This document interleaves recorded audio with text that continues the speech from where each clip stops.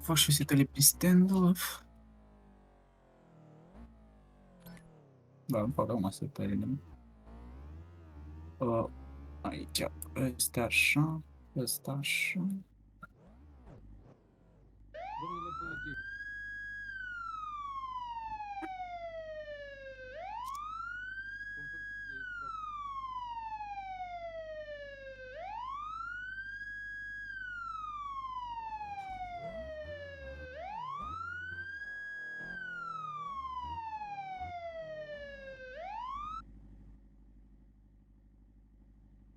În spate.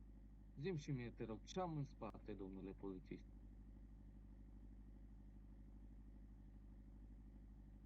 Așa, știu, așa, zi. Așa, zi.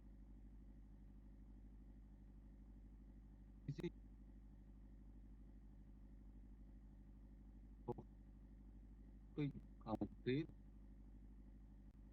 Așa, am oprit să vă întreb ce vă dublă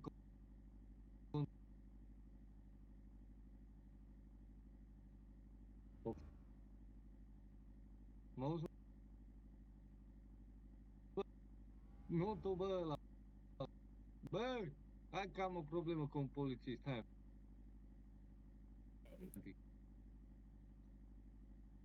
Hai acolo, la spital. Că mă oprim, mă tras pe dreapta, hai și tu și să vii. No,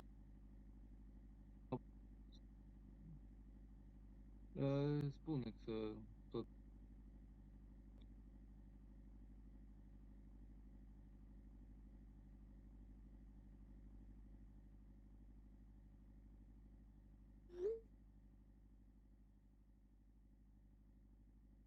Du-te.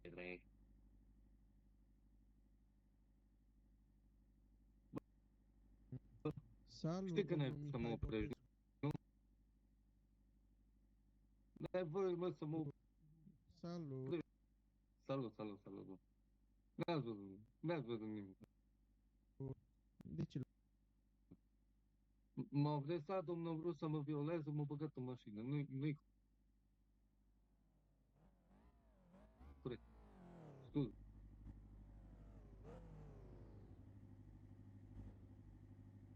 Bă, ok, hai să public.